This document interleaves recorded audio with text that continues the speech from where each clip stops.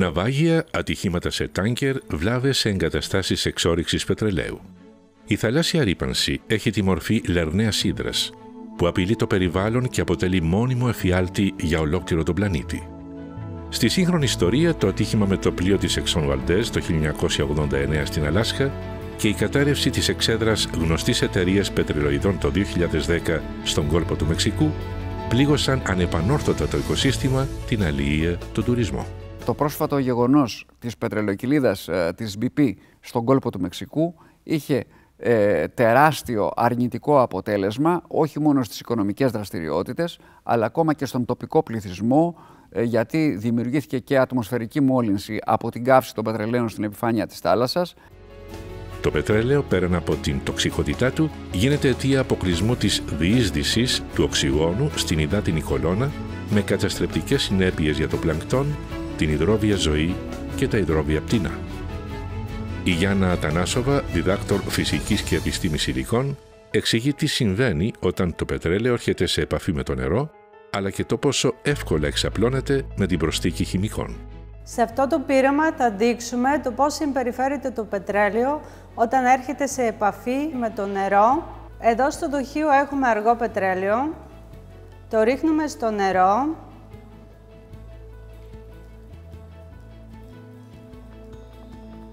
Αναδεύουμε. Και διαπιστώνουμε ότι το πετρέλαιο επανέρχεται και επιπλέει στην επιφάνεια του νερού. Τώρα θα ρίξουμε χημικά διασκορπιστικά. Αναδεύουμε και διαπιστώνουμε ότι το πετρέλαιο διασπάται σε μικρά σταγονίδια, τα οποία κατανέμονται κατά όλο το μήκος της υδάτινης κολόνας. Ο Γιώργος Νικολαίδης, ως επικεφαλής μιας επιστημονικής ομάδας στο ΤΕΙ Πειραιά εν έτη 1997, συλλαμβάνει μια καινοτόμο πατέντα για την αποτελεσματική αντιμετώπιση της πετρελαϊκής ρύπανσης. Η μέθοδος ονομάζεται CleanMag και αποτελεί μία από τις σπουδαιότερες πατέντες αντιρυπαντικής τεχνολογίας σε διεθνές επίπεδο. Οι συνάδελφοι με τους οποίους σε ισότιμη βάση συνεργάστηκε είναι περίπου 9, ενώ στην ομάδα συμπεριλαμβάνονται και κάποιοι σπουδαστές. Το ΤΕΙ Πειραιά λειτουργεί ως ένα σημαντικός αρρωγός σε αυτή την προσπάθεια, ιδιαίτερα κατά τα πρώτα έτη της έρευνας.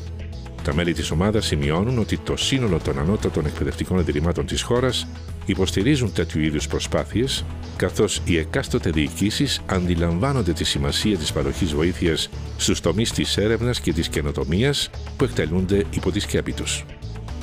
Το εγχείρημα στηρίζει και η προϊσταμένη του Τμήματος Φυσικής Χημείας του ΤΕΙ Πειραιά Σοφία Καλογεροπούλου, επισημαίνοντας τη σημασία της εφαρμογής της συγκεκριμένης μεθόδου για την προστασία του περιβάλλοντος.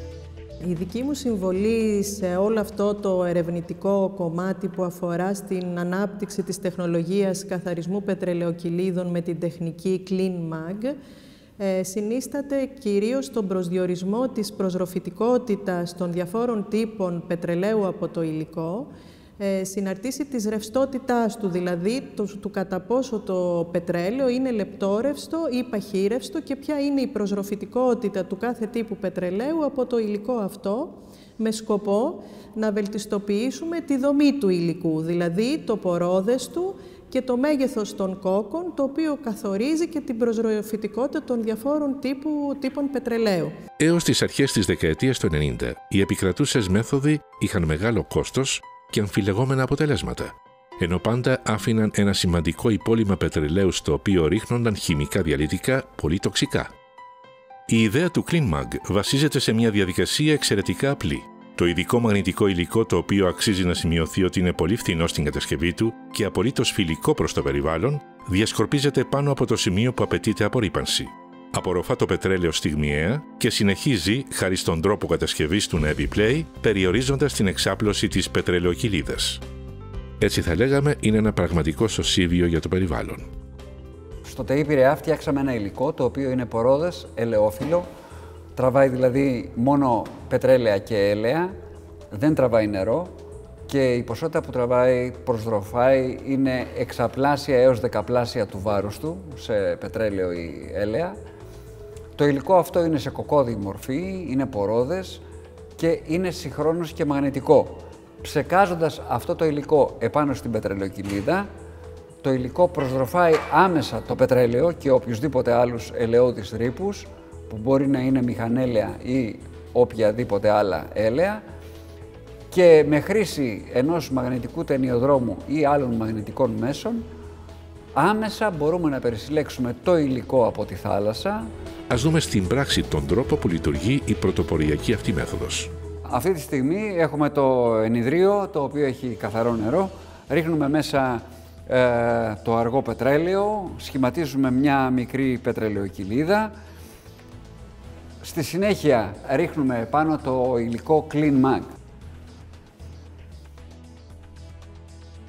Βλέπουμε ότι η προσδρόφηση του πετρελαίου είναι άμεση από το υλικό. Στη συνέχεια, χρησιμοποιώντας έναν μαγνήτη, ο οποίος επικαλύπτεται από μια πλαστική επιφάνεια για προστασία του μαγνήτη, περισυλλέγουμε το υλικό με αυτόν τον τρόπο.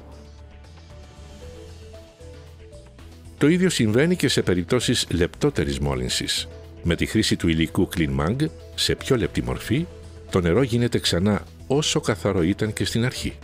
Σε υπερβολικά λεπτή πετρελαϊκή μόλυνση, όπως αυτή τώρα που βλέπουμε, εμείς μπορούμε να την καθαρίσουμε χρησιμοποιώντας πάλι το υλικό Clean Mag, αλλά σε διαφορετική κοκομετρία, πιο λεπτό.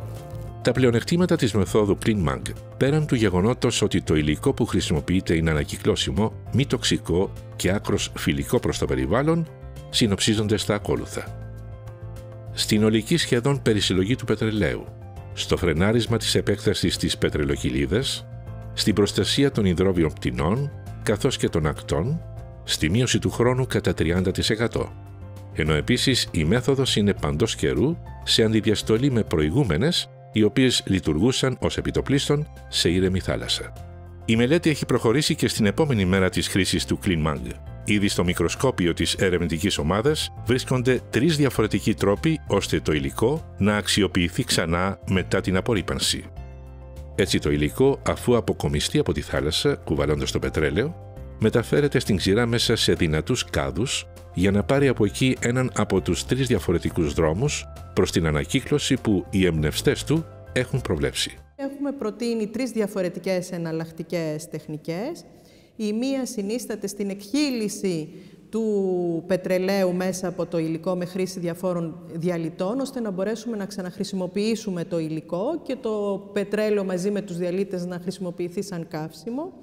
Ο άλλος τρόπος ήταν με συμπίεση του υλικού ώστε να αποστραγγιστεί το πετρέλαιο και να πάρουμε το πετρέλαιο ξεχωριστά και το στερεό υλικό μετά από κονιορτοποίηση, μικρό λεπτό τεμαχισμό, να χρησιμοποιηθεί σαν πρόσθετο σε υλικό οδοποιίας. Και ο τρίτος τρόπος ήταν η αποτέφρωση, καύση σε υψηλές θερμοκρασίες για παραγωγή ενέργειας. Για να γίνει απόλυτα κατανοητή η αξία της πρωτοποριακής αυτής μεθόδου, αξίζει να λάβουμε υπόψη μας ότι κάθε χρόνο υπολογίζεται ότι 1 προς 11.000 του μεταφερόμενου πετρελαίου διεθνώς τελικά διαρρέει στις θάλασσες. Περίπου δηλαδή 2 εκατομμύρια τόνοι το χρόνο. Το γεγονός ότι συμπεριελήφθη στα 50 καλύτερα ερευνητικά προγράμματα του LIFE της Ευρωπαϊκής Ένωσης για τα έτη 1992-2004 δεν αποτέλεσε έκπληξη, ενώ η τεχνολογία έγινε επίσης αποδεκτή και επίσημα από το Υπουργείο Εμπορικής Ναυτιλίας και το τμήμα MARPOL της υπηρεσίας EPA των ΗΠΑ. Υπήρχε μια διεθνής καταξίωση, πρώτα στο εθνικό επίπεδο, με βραβείο το οποίο απονεμήθηκε από το Εμπειρίκιο Ίδρυμα το 2000, μετά από τον ΟΒΗ, τον Οργανισμό Βιομηχανικής Ιδιοκτησίας, σε συνδυασμό με το Υπουργείο Ανάπτυξης, βράβευση της πατέντας, απονομή κάποιου επένου. Και φυσικά το καλύτερο ήταν ότι ήρθε αναγνώριση μετά στο εξωτερικό με την απονομή του δευτέρου βραβείου στον τομέα της προστασίας του θαλασσίου περιβάλλοντος από πετρελαϊκά ατυχήματα, με την απονομή βραβείου το 2005 στο Ντουμπάι από τον Διεθνή Οργανισμό Ναυτιλίας. Στην περίπτωση του κόλπου του Μεξικού, ένα από τα πιο πολυσυζητημένα πετρελαϊκά ατυχήματα στη σύγχρονη ιστορία, η εφαρμογή της μεθόδου Clean Mag ήταν εφικτή. Μάλιστα, η εκεί αρμόδια υπηρεσία EPA είχε παράσχει την απαραίτητη σχετική αδειοδότηση. Ωστόσο, λόγω της ύπαρξης μικρής αποθηκευμένης ποσότητας, η ομάδα του ΤΕΙ Πειραιά δεν μπόρεσε να ανταποκριθεί. Σήμερα, η παραγωγή του υλικού της Clean Mag είναι χειρονακτικοί και παράγονται 2 τόνοι ημερησίως. Ωστόσο, η ομάδα προσβλέπει στην ύπαρξη επενδυτών προκειμένου να μπορέσουν να στήσουν μια βιομηχανική μονάδα παραγωγής 10 τόνων ημερησίως. Παράλληλα, εργάζονται για την παραγωγή και άλλων παράπλευρων προϊόντων. Μπορούμε να κατασκευάσουμε φράγματα αποσδροφητικά, είτε φίλτρα για την κατακράτηση ελαίων, τα οποία μπορούν να χρησιμοποιηθούν είτε σε πλοία είτε σε ελαιοτριβία. Και επίσης μπορούν να παρασκευαστούν oil spill kits, τα οποία χρησιμοποιούνται για τα πλοία όταν γίνει πετρελαϊκή ρύπανση επάνω στην κουβέρτα του πλοίου. Μετά το CleanMag ακολουθεί τώρα η συμμετοχή μαζί με τις χώρες της Ισπανίας, της Γαλλίας και της Ιταλίας στο ευρωπαϊκό πρόγραμμα TOSCA, ενός δικτύου για την αποτελεσματική αντιμετώπιση των θαλάσσιων ατυχημάτων, στο πλαίσιο του οποίου η ελληνική ομάδα του ΤΕΙ Πειραιά έχει αναλάβει την κατασκευή συσκευών παρακολούθησης της μετακίνησης των πετρελοκυλίδων. Η μέθοδος CleanMag έχει επιτυχώς περάσει εκτός ελληνικών συνόρων. Χρησιμοποιήθηκε πιλωτικά από τη ΔΕΗ Κύπρου, αλλά και από λιμάνια στο Αμπουντάμπι και πετρελαϊκές εταιρείες στην Ιγυρία. 2 ακόμα στρατηγικές συνεργασίες βρίσκονται στα σκαριά. Για την αντιμετώπιση των ατυχημάτων από αέρος, συζητήσεις είναι σε εξέλιξη με εταιρεία κατασκευής Canadair στον Καναδά. Όσο για τη συμβολή από θαλάσσης, η πρόταση περιλαμβάνει την κατασκευή ειδικών σκαφών καταμαράν και μια πρώτη συμφωνία με τα ναυπηγεία της Κύπρου έχει ήδη ευοδοθεί. Τώρα είναι έτοιμη για ένα ταξίδι υπερατλαντικό. Στα χέρια των υπευθύνων του Αμερικανικού Ναυτικού έχει φτάσει ήδη το σχέδιο που ζητήθηκε από την ομάδα για την αντιμετώπιση με τη χρήση της τεχνολογίας CleanMag ενός μεγάλου πετρελαϊκού ατυχήματος. Η αξιοποίηση της πατέντας από τους αρμόδιους φορείς και την ιδιωτική πρωτοβουλία θα ανοίξει νέους δρόμους για την προστασία του περιβάλλοντος και την τεχνολογική ανάπτυξη, στηρίζοντας την ελληνική οικονομία στην πιο κρίσιμη καμπή της, αποδεικνύοντας ότι η Ελλάδα δεν είναι μικρή για μεγάλα όνειρα.